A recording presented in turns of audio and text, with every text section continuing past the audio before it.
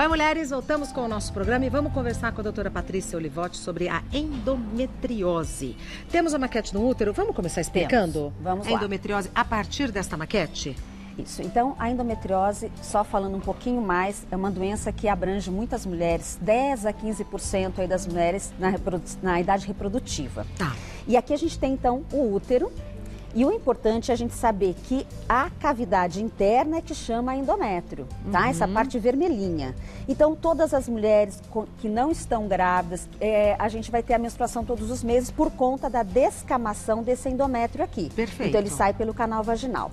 Porém, tem algumas mulheres que esse endométrio vai para fora do útero. E aí, sim, vai formar a doença endometriose. Então, ela vai para fixar no ovário, na trompa, ela pode ir atrás do útero, pode no intestino. Então, a endometriose é quando sai pequenas células de dentro do útero para fora do útero. E nós temos a adenomiose, que é um tipo de endometriose, que ao invés dela ir para fora, ela vem no meinho do útero, no miométrio. Então, aí nós temos a adenomiose. Então, nós podemos ter ela fora do útero e no meio do útero. Perfeito. Vamos aos mitos e verdades sobre esse assunto. É mito ou verdade que é uma doença silenciosa e que não apresenta sintomas? Isso é um mito. A endometriose, ela apresenta vários sintomas e 90% dos casos, Regina, elas apresentam as cólicas menstruais, que são muito incômodas, né? Ela leva também a uma dor pélvica crônica também. Então, as pacientes sofrem muito com isso e é o principal sintoma, 90% dos casos. Temos mais sintomas? Vamos ver. Fadiga. Fadiga, exaustão, porque uma pessoa que está sofrendo de dor quase que 15 dias ali, 10 dias antes de menstruar, depois menstruando, então a paciente vai ficando cansada, fadigada, indisposta. Então isso vem como consequência, né? Dor durante as relações sexuais. Isso é importante. Quando elas relatam que tem a dor durante a relação, a gente já começa a acender ali uma luzinha e já pensar na hipótese de uma endometriose. Porque começa a ter o desconforto e aquele relacionamento começa a ficar tumultuado por conta disso. Sim. Bagunça toda a vida, né? Toda Porque a vida a mulher está sexual. cansada, sente dor. Com certeza. Próximo sintoma, sangramento menstrual intenso ou irregular. Isso. Então a paciente ela tende a ficar mais menstruada, mais dias, com isso aumenta as cólicas, ela fica irregular também. Essas queixas são muito comuns, principalmente na adenomiose, que é aquela endometriose que eu te falei dentro do útero. Perfeito. Alterações intestinais ou urinárias durante a menstruação. Durante a menstruação. Então, é muito comum a paciente relatar dores ao evacuar, porque ele começa a pegar o intestino também. Os focos vão no intestino e dá dor ao evacuar. E para urinar também pode dar incômodos. Esses sintomas aparecem isoladamente ou é sempre um combinado de 2 ou 3 ou mais? Sempre vai acabar acontecendo, começa com as dores de cólica menstruais e conforme vai aumentando progressivamente os focos dentro da cavidade, vão surgindo os outros. Começa com uma cólica. Faz sentido. Acho que temos mais sintomas, não? Inchaço abdominal e retenção de líquidos. Elas sentem sim, também inchaços abdominais, tem essa parte de retenção de líquido, mas a retenção ela é muito difícil da gente relatar porque a mulher tem retenção por várias coisas, né? Mas aí seria coisas mais secundárias, onde não é tanto o nosso foco, mas pode ter. Tá. Vamos continuar então com os mitos e verdades sobre a endometriose. É mito ou verdade que fatores ambientais podem contribuir para o desenvolvimento da endometriose? Tem estudos mostrando que certos compostos químicos organoclorados de agricultura, né, que usam muito na agricultura, pode levar ao desenvolvimento ou facilitar aí o surgimento de uma endometriose. Mas também pode facilitar o surgimento de outras doenças pélvicas também, que são dependentes do estrogênio especificamente, que é um hormônio, né? Mas então a gente tem que tomar cuidado com a parte alimentar também. Por conta da agricultura que usa, né, esses produtos. É mito ou verdade que tratamentos hormonais curam a doença? Isso é mito, não curam. Então, nós temos aí a situação onde os tratamentos hormonais, que são por via oral, que são através de DIU hormonal ou injeções ou até dos implantes hormonais, eles vão tratar levando a melhora dos sintomas e controlar a doença. Mas curar a gente infelizmente não consegue. Essa é uma doença progressiva e crônica realmente. E tem casos onde as pacientes usam essas medicações, mas ainda sente desconforto. Aí nós acrescentamos o analgésico, o anti-inflamatório. E outras onde a endometriose é profunda, pode chegar até ter que fazer uma cirurgia. Ah, eu ia perguntar se o tratamento era só medicamentoso. Não. Pode chegar a fazer a cirurgia, principalmente as endometrioses que pegam o intestino, que pegam a bexiga, que já são mais profundas e tornam-se mais graves, né? E também pacientes, por exemplo, que querem engravidar, a gente não pode ficar só na medicação. A gente faz a cirurgia por videolaparoscopia ou robótica para limpar esses focos, para facilitar que essa paciente consiga engravidar. Tá. É mito ou verdade que a endometriose está diretamente ligada ao desenvolvimento do câncer no ovário? Não existe uma correlação direta entre eles. Existe a situação onde o cisto pode aparecer, um cisto endometriótico, um cisto que contém endometriose, pode aparecer ali no ovário. Mas ele não necessariamente vai ser uma célula cancerígena ou vai levar a um tumor. Não, é um cisto endometriótico, ponto, não um câncer de ovário. É mito ou verdade que a falta de tratamento pode fazer com que a doença atinja outros órgãos, doutora Patrícia Olivotti? Então, se nós não entrarmos com tratamento, Regina, a mulher ela vai ficar mais tempo exposta à menstruação.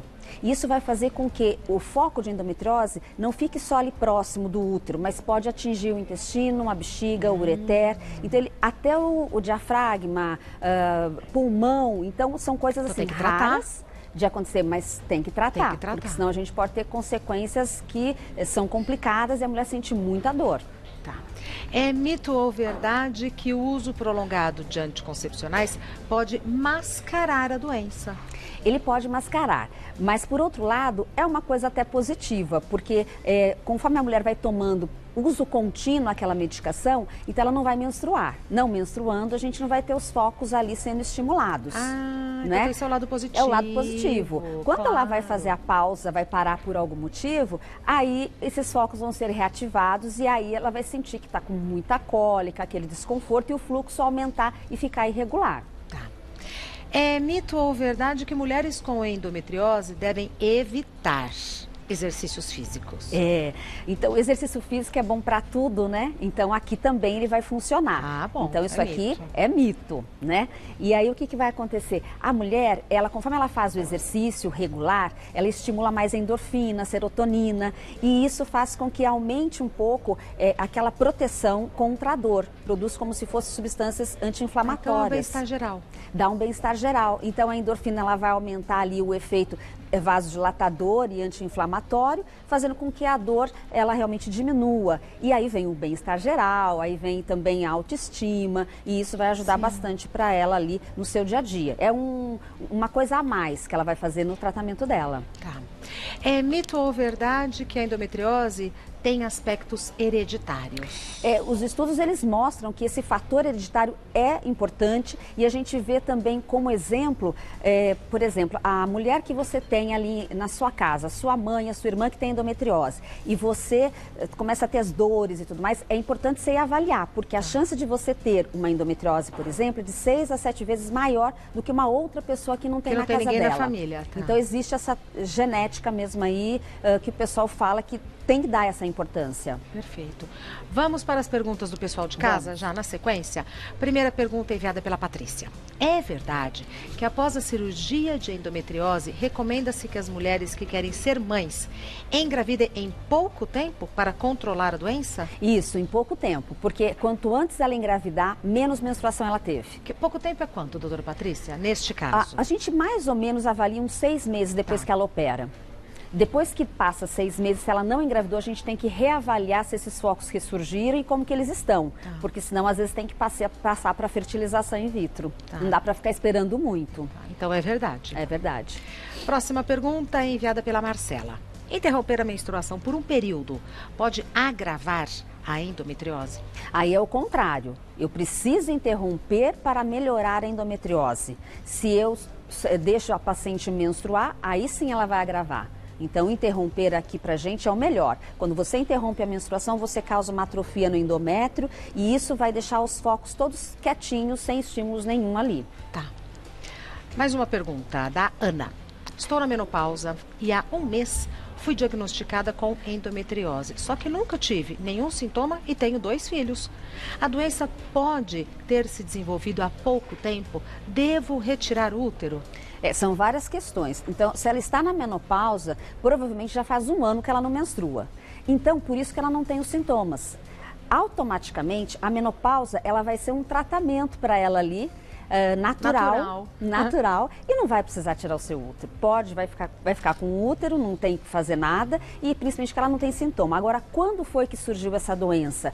É difícil a gente avaliar, saber, né? Não dá. Pode ser que ela não tenha desenvolvido há muito tempo atrás, porque não deu tempo de dar o sintoma e entrou na menopausa, não deu tempo de dar o sintoma.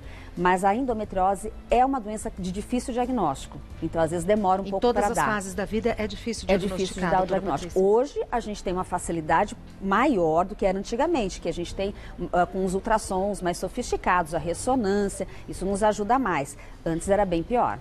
Tá. Mais uma pergunta enviada pela Carol. Faço tratamento para endometriose e após muito tentar, consegui engravidar. Os sintomas da doença sumiram desde então. Será que depois do parto a doença pode ficar adormecida por um bom tempo? Durante a gestação, a endometriose fica quieta, adormecida, porque ela não causa nada, porque não tem a menstruação. Tá. Ela passa a amamentar e aí provavelmente também não vai ter os sintomas. Quando ela começa a voltar à menstruação, os sintomas vão voltar. Eles vão voltar. E esses sintomas, eles podem levar às vezes 1 ano para voltar ou 6 meses. Depende da intensidade que ela está menstruando, porque o fluxo quanto maior, mais rápido ela volta. Nayara pergunta, útero aumentado é causado pela endometriose ou pode ser outra doença? Então, ele é causado pela adenomiose, que é aquela endometriose dentro do útero. Ela menstrua demais e por isso o útero fica mais inchado. Mas a gente pode ter os miomas também que podem dar inchaço. Pacientes que têm hemorragias importantes e que não tem nenhuma das doenças, o útero fica mais inchado. Então, não é só o privilégio da endometriose. Tá. Mais uma pergunta enviada pela Karina. Qual a relação entre cistos no útero e endometriose?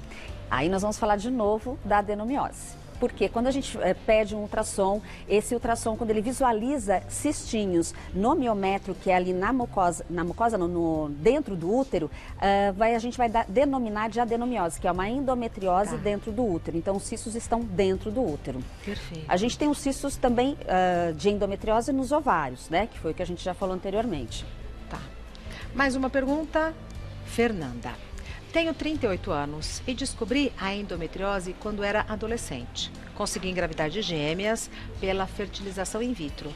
Minhas filhas estão com 10 anos, por isso, queria saber se há alguma forma de prevenir que elas tenham a doença.